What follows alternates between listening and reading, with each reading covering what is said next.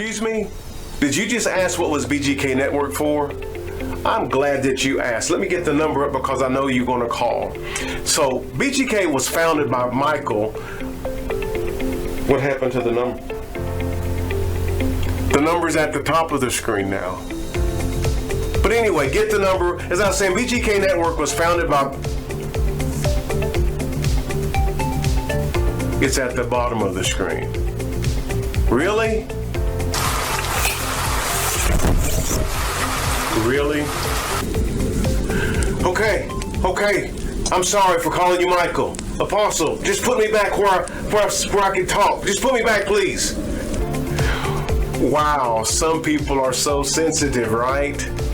But seriously, what you just saw was a sample of what Apostle Michael Dulaney and Evangelist Tiffany can do through virtual ministry with BGK Network. They founded BGK to help people like you and myself to put the gospel out around the world. It's a great opportunity. I do encourage you to call the number. It's more affordable than you think. Give them a call. I did.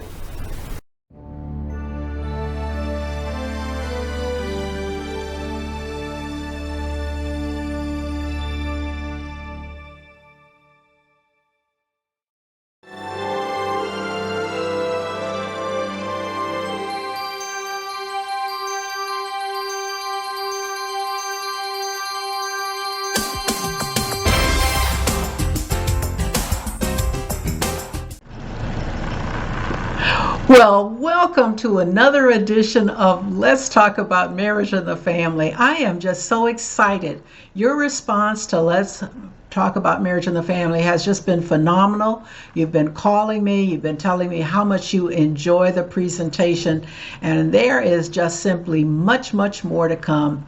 I am so excited about this presentation because I'm having one of my spiritual sons in the ministry joining me in the person of Pastor P.Shaffer, City of Faith Ministries out of Chicago, Illinois. And we're going to be talking about some aspects of him being a single pastor and how all of that came about. So I hope that you are enjoying these presentations. Don't forget, I need you to call me. I need you to let me know how much you're enjoying this. So you've come into my space now, Pastor Patrick, and I'm so excited to have you. You're one of my spiritual sons in the ministry, and I'm just thrilled that you said you would be here for this presentation, and I think you're going to stick around for a second one also. Is that correct? It is correct. I'm more excited than you are. Well, listen, I think you have one of your own presentations that you do. Tell me about City of Faith in Chicago and exactly what you're doing there. Well, the church will be 17 years old come this November, and I know. Okay. Yeah, and you were right there with me at the beginning, helping me Yes. articulate vision and getting our business together. And we started in Hyde Park, Kenwood neighborhood at Diet Elementary then, but it's a high school now.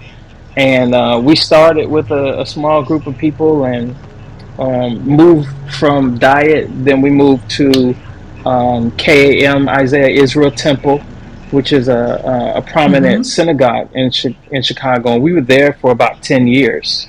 And it was cozy, it was nice, but I wanted us to be in a neighborhood that needed some care and some ministry, and so we moved from there to Inglewood in Chicago, and we have been there ever since. And God's been faithful to us during the pandemic and everything else. God has held us together, and so I'm very grateful for that. Amen. And so you are not actually in Chicago right now. Tell us where you are and what you're doing right now. I am in Washington, D.C. I'm at Howard University. One of the things that happened with the pandemic, when we went virtual, I was completing a degree program and wasn't too satisfied with it. And then the opportunity came to come to Howard, and I realized, oh, I don't have to be in Chicago in order to do it virtually. And so I've been here since January, and it's been a blessing and an experience of a lifetime. All right, so final exams are over with, and now you are going Yes. to probably return to Chicago for a little brief period of time to be with family. And I'm always excited when I talk about your wonderful mother, and you have two fabulous Mm. brothers there in the Chicagoland area as your personal family, and other people too. But I wanted to Hmm. talk to you about something very, very serious. I was speaking with one of my colleagues today, and I was talking about you being a single pastor. I Mm. said to him, he's a former Catholic priest. And I said, well, you don't find a lot of in the African American church. You don't find a lot of single pastors. Most pastors have a wife and 2.5 children, and that Right. makes up sort of the 2.5 children, and kind of makes Hmm. up the congregation. So you bring a different dynamic to the world of ministry as a single pastor, and I know that that's many challenges that come forth from that type of ministry. But before we talk about that, have you ever been married? I have been married, yes. I was married 20 something years ago. And Okay. got married in 1998, actually, at Okay. 22 years old. And All we right. were both saved and sanctified and wanted to please the Lord. And I wanted to do ministry, and so it seemed like the thing to do. You get married, you get in church, and you work, and ministry happens for you. And so I got married. We were both very sincere and still very young. Like looking back now, it's like, well, what do you know at 22 years old? Like absolutely Yeah. absolutely nothing. So Okay. so yeah, that's how that happened. And we were Okay. married, technically for 5 years, but we only lived together less than 2 years at that time. And so Okay. that was a learning experience to say the least. I'm sure, and I'm very sure it was a traumatic experience where you say, okay, we were 22 years of age, and Right. I think that when we're 22 years of age, we have a lot of fallacies that, and they lived happily ever after.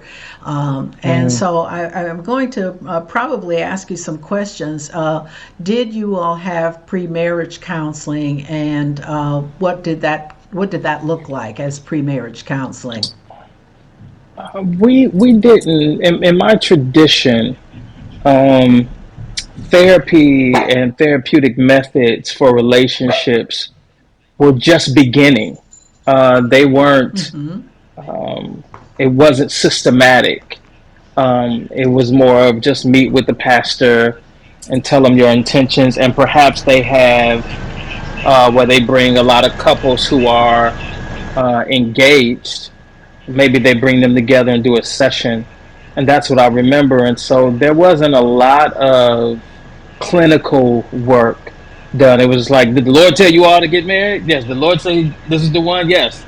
So apparently the Lord has just worked everything out on the on the back end. It wasn't it wasn't a lot of, unpacking, childhood trauma and along those Yes. lines. And so that space was very much left wanting.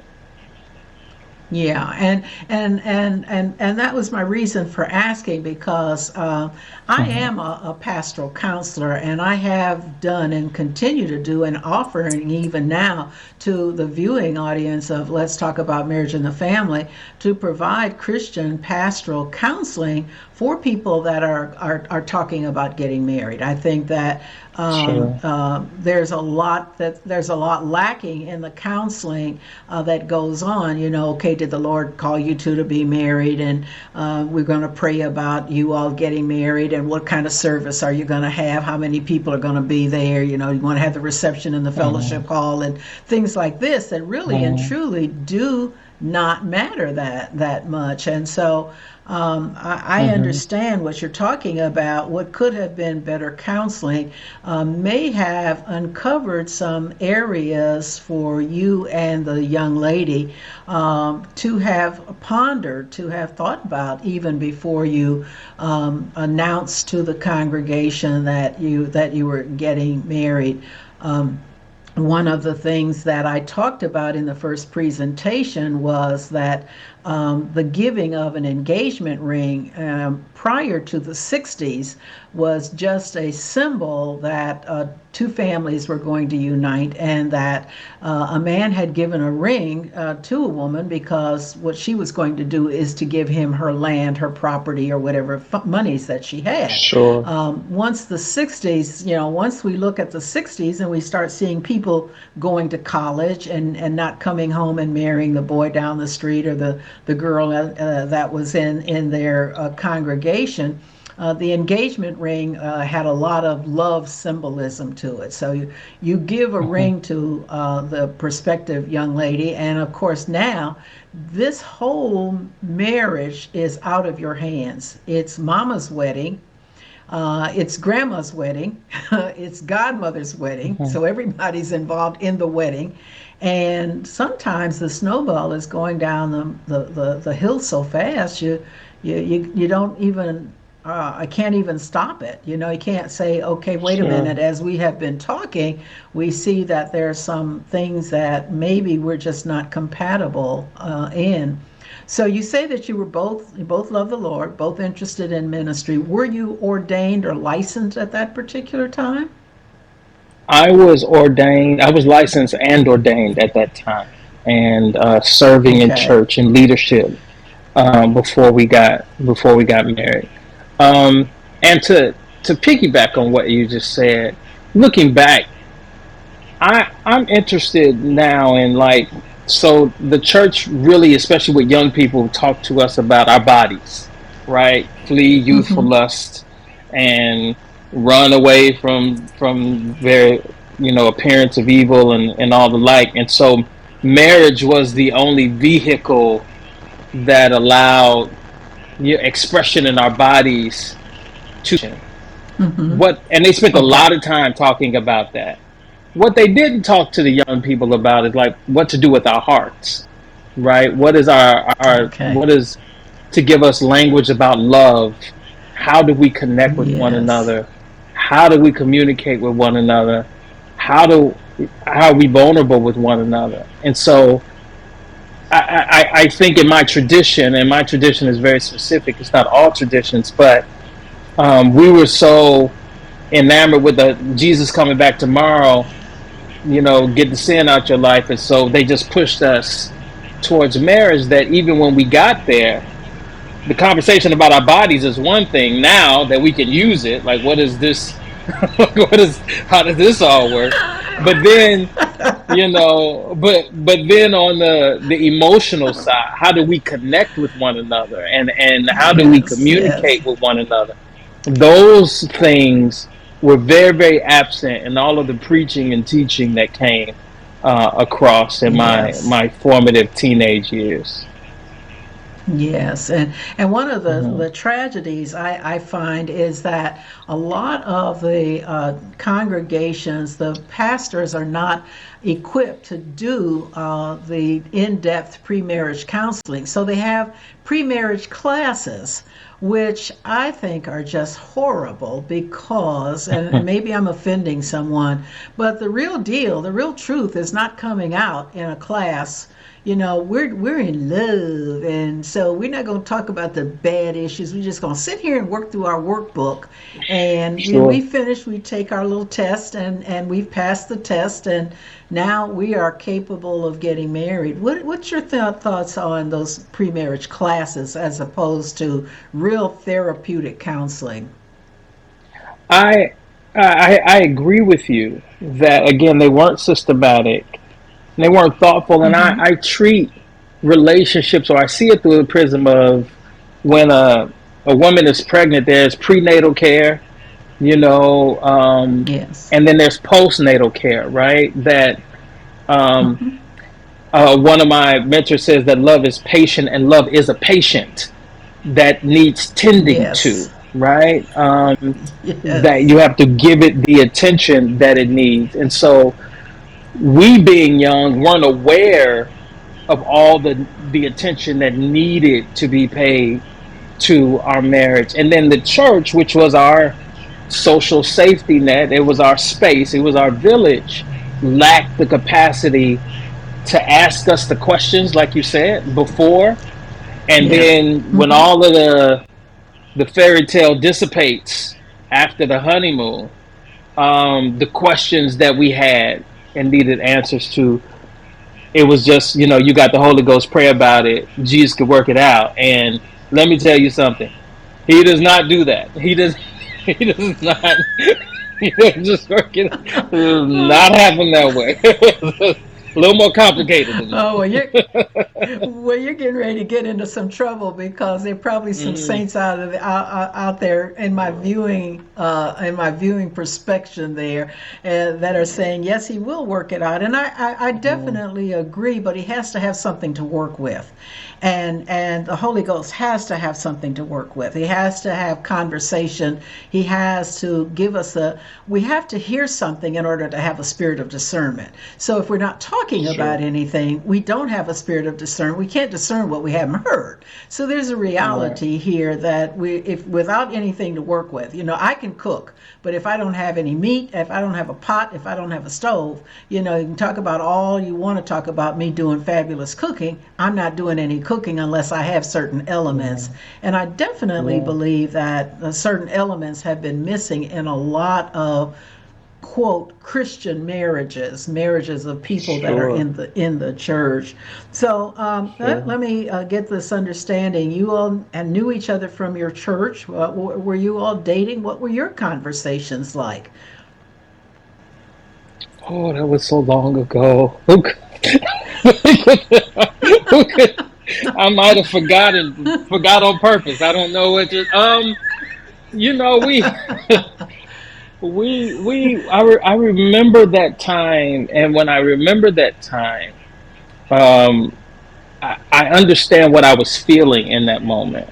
We met at church. Mm-hmm. We actually met at the church where my mother and father met, and we had a courtship that summer where we saw each other all the time. And I remember us talking, and I remember what that feeling was, what we talked about, um, the questions and the things that I would talk about now. I had no clue of the questions to ask then, and to, look in someone's face and ask some hard questions about them, and about myself and all the like. And Mm-hmm. so, we talked about, you know, uh, marriage, we talked about children, we talked about church, we talked about everything that was close to us in proximity that we had to manage. Yes. I Uh-huh. don't remember us talking a lot about, well, when you get angry, what does that look like? And, Okay. what is your communication style? What is your love language? What do you need to hear from me in order to feel secure? I could not tell her. I didn't have the language for what I needed. Um, and she probably didn't ask, but that's fine. So, I mean, Yes. all of those kinds of um, things that really tether you together and that keeps you together. That was very much Mm-hmm. absent from our conversation because we were so young. We didn't know what to Yes. Yes. ask, and so Yes. Yes. Yes. um, yeah. Okay, and so there was we can look, and of course a lot of times people want to say that well, my grandmother married, she was 15 years of age. It was a different time, different way Sure. that people looked at marriage and relationships. The way that we're looking at marriage and relationships now, I just want to share with you in some of my pre-marriage counseling with people. I ask, and I have a 12-page document that if a couple is going to get married, he gets a copy, she gets a copy, they work on it separately, and then they come back to my office and we work on this together. The initial Hmm. question is packed with about 10 questions. So the A question has probably about 10 questions. But the initial question in the A is, what do you know about marriage? And, Hmm. I have had people respond that I watched The Cosby Show. And I'm like, what? That's what you know about marriage? It's a sitcom. It's nothing real, you know. They're looking at something that is not real because many times they don't see a real relationship or real marriage in their Sure. home. So they're Hmm. they don't have a clue as to what the conversation should be about. Well, what are we looking at? Do you want to go back to school? And Hmm. then even as a pastor, I had a couple. He was one of the deacons in the church, and she was very, very faithful in the church, and they wanted to get married. And so they came for some initial counseling. This was initial. And I asked the Hmm. question, what is it that you want out of this relationship? And she said, we're mature. My children are grown. They're adults, and I would like to have a life where we spend time traveling. I would like to travel, and he said, yes, I'd like to travel. I like to go every year to see my mother in Memphis. To which she went, and I was like, okay, Hmm. this is not going to work. Hmm. This situation is not going to Hmm. work. But that just proved how off they were as an older couple, where Hmm. she would have these conversations of what she wanted out of marriage, conversations that he wanted things out of marriage, and so it was quite different. We're coming up to a close for this particular segment. I want to ask you, in your own words, to say, what do you feel like missing the mark in marriage does in the long run? What does missing the mark in the marriage do in the long run? Well, from my own experience, um, I would say for me that I didn't have a plan B, right? That when two saved, Holy Ghost filled people come to be married, you're all in, and you don't conceive that perhaps one day, it won't work out. And so I was angry. The long term effects, it shook everything. My questioned the church. I questioned my relationship with God. I questioned whether or not I marriage was for me. Whether I could make a woman happy or not. It and these are the questions that come up because your world has been shaken, and it takes a Yes. lot of time. Takes a lot of time to redream again, reimagine yourself again, to understand that, and to have compassion on that young person who was sincere but just didn't have, you know, a lot of knowledge and a lot of wherewithal. And so you Yeah. have to forgive yourself. You have to forgive them. You have to understand that life happens to all of us. And Mm-hmm. I think the long term effects, hopefully, once you've worked through that, is you can see everything a little more clearly.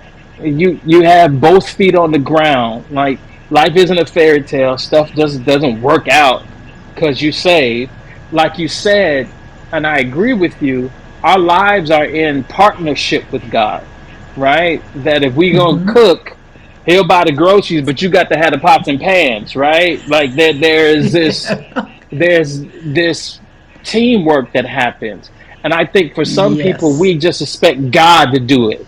You know, God to make me a millionaire, God to send somebody, God to work this out. And I think realize that that's not true. You get both feet on the ground and you come to God and say, hey, you know, I want to partner with you and to create my life the way you envision my life to go. So I Yes, think those yes. are some of the long term effects. Okay, all right. Well, Yeah. to our viewing audience, this is Pastor Patrick Schaefer. He is the senior pastor of the City of Faith Ministries in Chicago, Illinois, and he's my special guest tonight. One of my spiritual sons.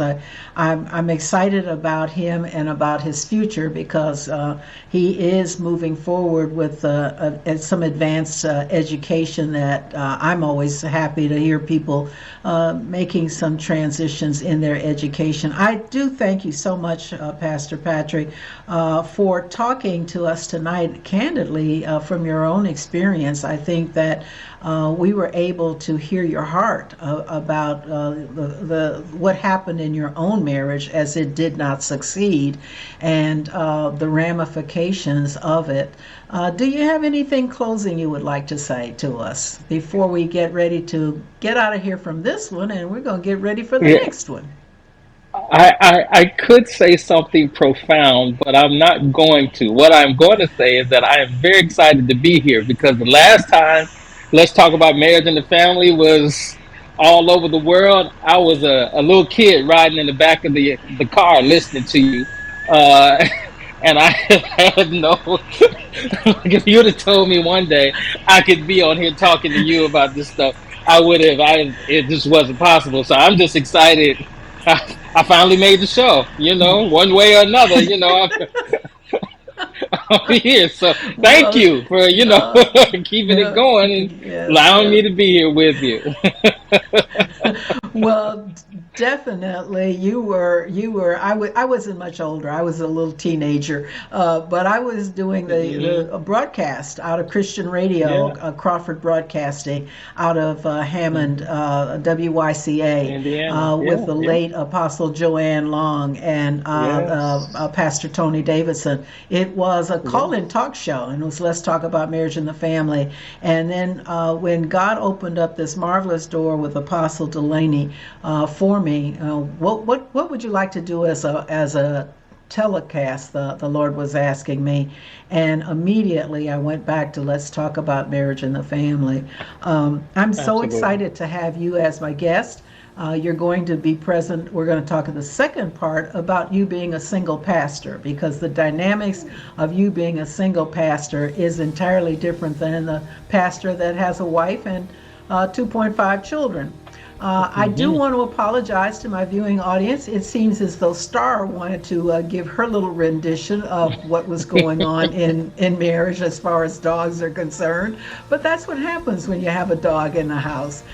So until the Absolutely. next time, I'm Dr. Ramona Joseph, and thank you so much for tuning in for Let's Talk About Marriage and the Family. And thank you once again, Pastor Schaefer, Patrick Schaefer, a senior leader of City of Faith Church out of Chicago, Illinois. My profound thanks to Apostle Michael Delaney, who is our producer. Thank you to all of the staff that worked so diligent to help bring not only this presentation, but all of the presentations that are on BGK Network. We're a family here, and we are a family of broadcasters bringing you good Christian broadcasting through conversation, through prayer, through meditation, through Bible studies and teachings.